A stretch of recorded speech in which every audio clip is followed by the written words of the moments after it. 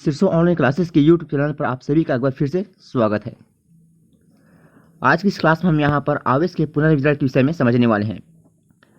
मैंने यहाँ पर पिछले क्लासेस में आप सभी को बता दिया था कि आवेश का पुनर्वितरण को हमको किस प्रकार से तैयारी करना है। सारी डिटेल मैंने वहाँ पर आप सभी को अच्छे से एक्सप्लेन कर दी थी। और यहाँ पर आप सभी को यहाँ एक नए पॉइंट के रूप में हेडिंग डाल लेनी है, आवेश का पुनर्वितरण में ऊर्जा की हानि, ऐसा करके, ठीक है ना। तो चलिए यहाँ से हम सारी चीज़ों को आपको बताते हैं। यहाँ पर देखिएगा, आपको यहाँ पर पहले मैं बता दूँ, आप सभी को अपने साथ में कम से कम एक पेन और एक कॉपी ज़रूर साथ में लेकर बैठना है।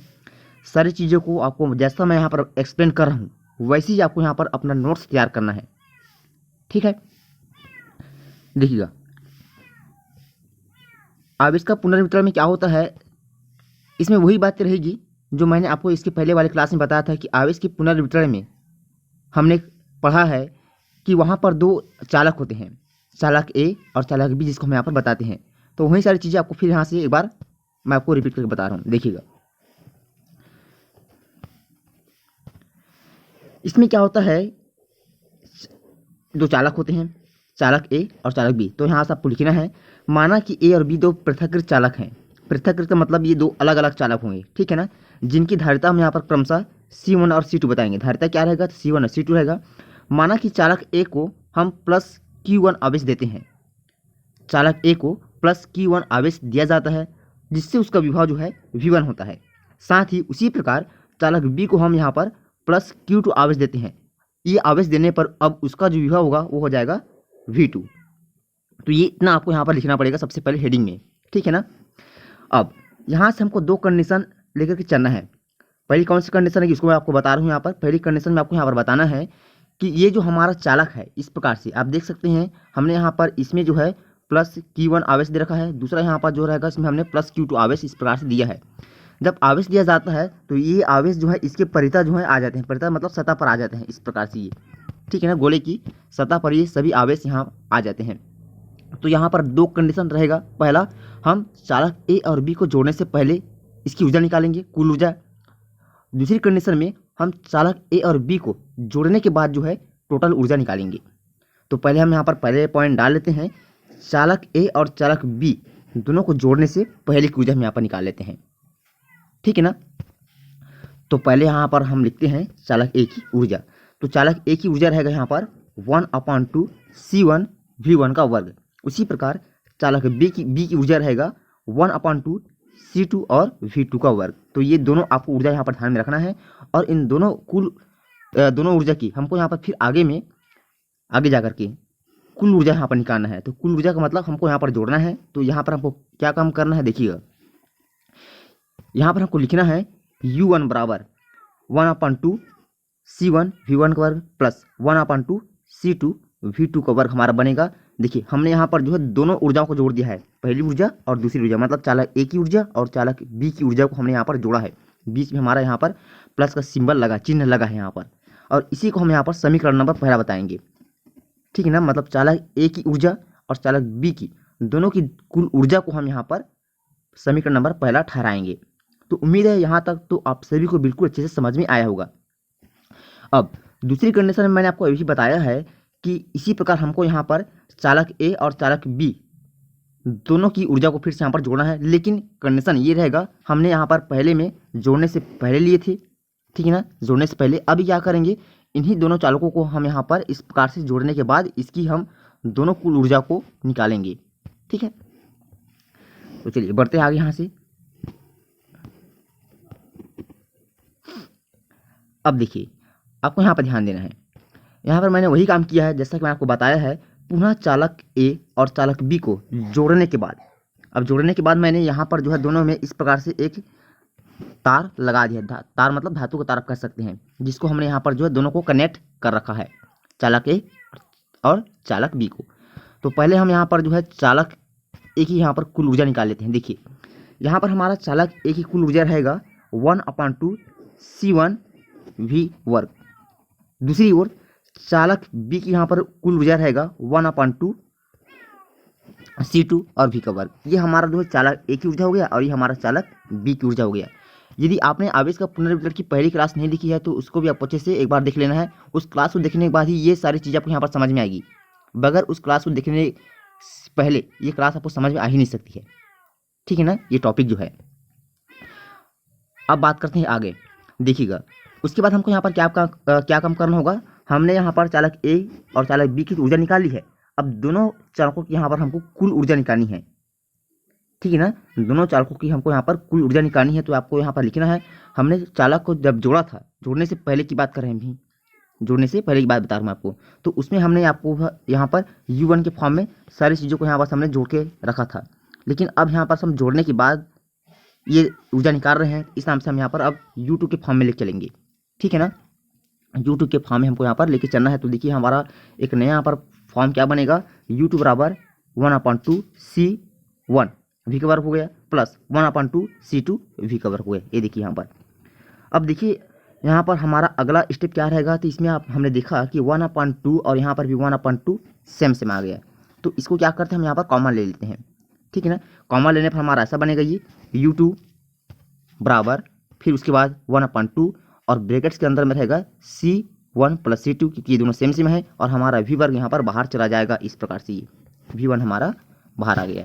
यहाँ तक आने के बाद फिर क्या करेंगे, देखिए मैं आपको बताता जा रहा हूँ सारी चीज़ें। उसके बाद हमको करना है, मैंने आपको पढ़ाया था कि आवेश के पुनर्वितरण में जो V होता है, जो विभव होता है, विभव का कुल ऊर्जा मैंने निकाला था, जिसमें मैंने आपको बताया था कि विभव बराबर कुल धारिता बटे कुल आवेश होता है करके, ये बताया था आप सभी को वहाँ पर। तो देखिए विभव का मान हमको कितना मिला था, विभव का मान हमको वहाँ पर मिला था, सारी चीज़ को आपको ध्यान में रखना है। यहाँ पर मैंने बताया था आपको कि विभव बराबर हमारा होता है C1 V1 plus C2 V2 बटा C1 प्लस C2 हमारा वहाँ पर विभव का मान मिला था। तो इसी V के मान को यहाँ पर हमको रखना है। तो देखिए मैंने यहाँ पर विभव का मान को यहाँ पर रखा है। ये हमारा क्या हो गया, पूरा तरह से विभव का मान यहाँ पर रख दिया मैंने यहाँ पर। चूँकि इसमें वर्ग लगा है तो यहाँ पर भी हमको वर्ग प्रेजेंट करना होगा। ठीक है, यहाँ तक तो आपको समझ में आ गया होगा अच्छे से। आगे बढ़ते हैं, देखिएगा फिर आगे फिर को लिखना वही सारी चीज़ें। U2 बराबर 1/2 C1 प्लस C2। ठीक है ना, क्योंकि देखिए इसमें पूरे का होल स्क्वायर लगा हुआ, पूरे का वर्ग यहाँ पर लगा हुआ है।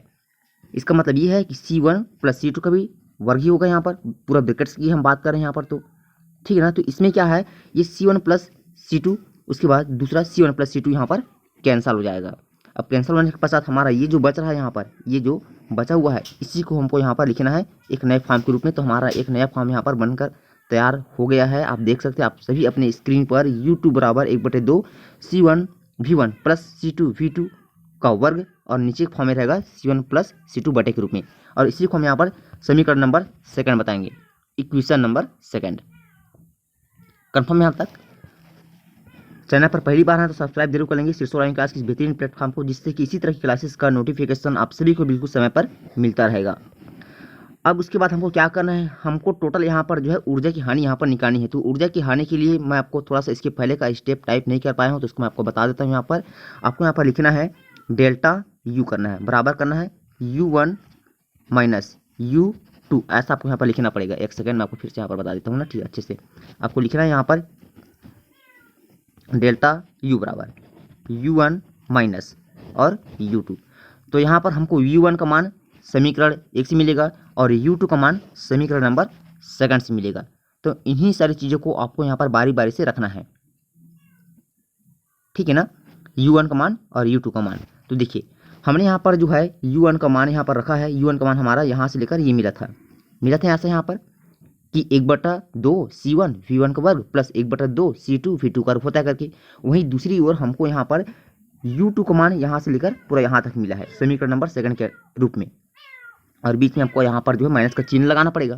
यहाँ तक लगाने के बाद आपको क्या करना है मैं आपको बता रहा हूँ। यहाँ पर देखिएगा, यहाँ तक आने के बाद आपको क्या काम करना है, ये जो वर्ग लगा हुआ है, ठीक है ना, वर्ग हमारा वैसे ही रहेगा। लेकिन इसमें देखिए ये हमारा यहाँ पर 1/2 यहाँ पर भी है, 1/2 यहाँ पर भी है। आप सिर्फ यहाँ से यहाँ तक गौर करेंगे तो इसमें हमारा जो 1/2 है उसको मैं यहाँ पर कॉमन ले लिया। कॉमन लेने पर हमारा 1/2 यहाँ पर आ गया। अब हम क्या बचा यहाँ पर, तो ये बचा हुआ है C1 V1 का वर्ग, और यहाँ पर ये बचा हुआ है C2 V2 का वर्ग। तो उसी को मैंने यहाँ से यहाँ तक लिख दिया है। ठीक, अब आपको माइनस से यहाँ से लेकर यहाँ तक फिर इसी क्रम को दोहराना है। इसको इस प्रकार से आपको लिखना पड़ेगा। तो इसी चीज़ को मैंने फिर एक बार दोहरा दिया, इसी को रिपीट कर दिया है। अब देखिए, अब आपको यहाँ से लेकर यहाँ तक फिर ध्यान देना है। तो इसमें 1/2 फिर सेम है, 1/2 फिर सेम है, तो इसको भी आप कॉमन ले लेंगे। कॉमन लेने पर 1/2 फिर बाहर आ गया, यहाँ पर ये बच गया है, यहाँ पर ये बच गया है, और यहाँ पर यहाँ से यहाँ तक ये बचा हुआ है। ठीक, तो इसको फिर आपको ऐसा लिखना पड़ेगा, जो बचा है उसको भी। अब यहाँ तक आने के बाद फिर क्या करना है, हम सभी में C1 + C2, क्योंकि बटेक फॉर्म में है ये, C1 + C2 का ये जो दिख रहा है ना, C1 + C2, इसका गुणा पहले इसके साथ में करेंगे, फिर इसका गुणा हम इसके साथ में करेंगे बारी बारी से। ठीक है, चलिए तो हम यहाँ से स्टार्ट करते हैं। सबसे पहले हम ले लेते हैं 1/2 करेंगे डेल्टा यू के बाद में, फिर C1 + C2, इसका गुणा हम C1 V1 के साथ में करेंगे, मैंने आपको बताया इसके बारे में। प्लस करेंगे उसके बाद, फिर C1 + C2 गुणा C2 V2 के साथ में कर दिए। देखिए, इसका गुणा पहले इसके साथ में, फिर इसका गुणा फिर इसके साथ में हो गया। यहाँ पर कोई भी चीज़ नहीं लिखा है बीच में, इसका मतलब क्या होगा, गुणा ही होगा वहाँ पर। अब यहाँ पास माइनस करते हैं, माइनस करने के बाद ये जो बचा हुआ है इसको फिर लिख देते हैं यहाँ पर सेम टू सेम ऐसा करके हमने। ठीक, यहाँ तक तो आपको अच्छा ही समझना ही होगा। यहाँ पर सारी चीज़ देखिए, मैंने आपको यहाँ पर पूरी व्याख्या के साथ हर एक चीज़ को मैंने आपको डीप में पूरा समझाता जा रहा हूँ यहाँ पर मैं जो है। ठीक है, अब यहाँ तक आने के उपरांत चलिए बारी बारी से सभी चीज़ों को यहाँ पर गुणा करते हैं। देखिए यहाँ पर हम पहले जो है C1 का गुणा इन दोनों के साथ में यहाँ पर करेंगे। तो देखिए, C1 का C1 से गुणा करने पर C1 का वर्ग मिलेगा, फिर उसके बाद इसी C1 का इससे गुणा कीजिए तो कितना मिलेगा, C V1 का वर्ग, ऐसा हमको मिलेगा। यहाँ पर आप इसको अच्छे से लिख सकते हैं। ठीक है ना, मैं आपको फिर बता देता हूँ। यहाँ पर C1 का मल्टीप्लाई हमको इन दोनों के साथ में करना है, कैसा मिलेगा, C1 का वर्ग और V1 का वर्ग मिलेगा। ये देखो हो गया यहाँ पर पूरा कंप्लीट। अब यहाँ पर आपको C2 का फिर इन दोनों के साथ में गुणा करना है, तो कैसा मिलेगा यहाँ पर, तो देखिए C1 C2 और V1 का वर्ग हो जाएगा हमारा। अब बारी इसकी है, अगला स्टेप लेते हैं। अगला स्टेप में ये वाला आएगा हमारा C1 + C2 का, फिर इसके साथ हम गुणा करेंगे। तो पहले इसके साथ में इसका गुणा कर लीजिए, कितना मिलेगा, तो मिलेगा हमको यहाँ पर इस प्रकार से C1 C2 और V2 का वर्ग। अब C2 का फिर इसके साथ में कीजिए, तो C2 का वर्ग और V2 का वर्ग हो जाएगा। यहाँ पर रीड का चिन्ह यहाँ पर लगा है, तो रीड का चिन्ह आपको यहाँ पर लगा लेना है, और एक बार फिर से वही सारी चीज़ें आपको यहाँ से यहाँ तक रिपीट कर देना है। ठीक है, रिपीट करने का मतलब आपको बता देता हूँ। यहाँ पर इसमें क्या लगा, हमारा वर्ग लगा, इसका मतलब क्या होता है, तो वर्ग का मतलब यहाँ पर होता है इन्हें, मतलब C1 V1 + C2 और V2 का 2 बार हमने मल्टीप्लाई किया, गुणा किया है। यहाँ पर देखिए गुणा करने पर कैसा मिलेगा, मैं आपको बता देता हूँ। अगर बेहतरीन तरीके से डिटेल में आपको बताऊँगा। यहाँ पर मैं, जब भी किसी संख्या में वर्ग लगता है, जब भी किसी संख्या में वर्ग लगता है, मतलब संख्या कैसा रहना चाहिए, संख्या 2 के पद में होना चाहिए। प्रथम पद, यदि हम 2 के पद हमको संख्या मिला हुआ है, तो 2 के पद में हमको संख्या मिला हुआ है और उस संख्या में वर्ग लगा है। मान लेते हमारे पास ये कुछ संख्या हो गया A ऋण B करके, 2 का पद हो गया यहाँ पर, और इसमें हमारा वर्ग लगा है। तो यहाँ पर आपको ध्यान में देना होगा कि यहाँ पर 2 बार मल्टीप्लाई होगा और 2 बार वह संख्या जुड़ता है हमेशा। ये बात आपको अच्छे से बता देता हूँ, समझ लीजिए इस चीज़ को। ठीक है ना, 2 बार वह संख्या गुणा होगा और 2 बार वह संख्या जुड़ेगा। तो देखिए गुणा होने पर क्या होगा, दोनों संख्या का वर्ग आता है, मतलब C1 का वर्ग होगा, V1 का वर्ग होगा। ठीक है ना, प्लस करेंगे C2 का वर्ग होगा और V2 का वर्ग होगा। तो देखिए यहाँ से यहाँ तक हमारा वर्ग का फॉर्म क्रिएट। अब प्लस का चिन्ह लगाएंगे। अब मैंने क्या बताया आप सभी को कि इन्हीं दोनों संख्या का, मतलब इन्हीं दोनों पदों का 2 बार जोड़ना है हमको। जोड़ने पर कैसा बनेगा, तो जोड़ने पर हमारा ऐसा बनेगा, देख सकते हैं। 2 करेंगे सबसे पहले स्टार्टिंग में, C1 C2 V1 V2 लिख दिया मैंने ऐसा, यहाँ पर ऐसा हमारा यहाँ पर बनेगा। ठीक है ना, यदि समझ में नहीं आ रहा है कोई चीज़, कोई वर्ड्स यहाँ पर छूट रहा है जो मैं आपको बताना चाहता हूँ, या फिर कट रहा है आवाज़ आज की इस क्लास में, तो 1 बार 2 बार आपको सभी यहाँ पर वीडियो को प्लेलिस्ट में जाकर अच्छे से देख लेना है। ठीक है ना, सब चीज़ आपको समझ में आ गया है यहाँ पर। चलिए आगे बढ़ते हैं यहाँ पर।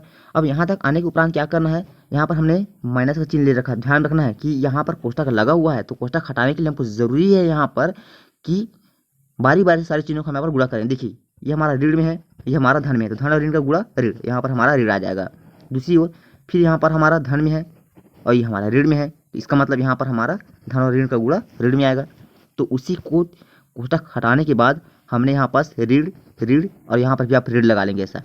ठीक है ना, ये थोड़ा सा गलत हो गया है, ऋण कर लेंगे इसको ना, ये वाला आप ऋण लगा लेंगे यहाँ पर। ठीक है, अब यहाँ तक आने के बाद बस चिन्ह हमने यहाँ पर रेडी कर लिया, अब बस आसानी से कटाते जाइए। देखिए यहाँ पर हमने यहाँ से शुरू से ले रखा है, यहाँ से आपको बढ़ना है और पूरा लास्ट तक आपको देखना है कि कौन सी किस पद से कट रहा है, कौन सा पद किस पद से यहाँ पर कट रहा है।